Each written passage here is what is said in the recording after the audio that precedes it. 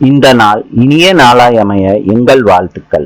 8/6/2026 வைகாசி 25 June திங்கட்கிழமை.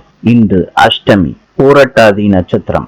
இன்றைய நல்ல நேரம் காலை 6:30 7:30 வரை, மாலை 4:30 5:30 வரை. கௌரி நல்ல நேரம் காலை 9:30 10:30 வரை, மாலை 7:30 8:30 வரை. ராவு காலம் காலை 7:30 9 மணி வரை. யமகண்டம் காலை 10:30 12 மணி வரை. சூலம் கிழக்கு.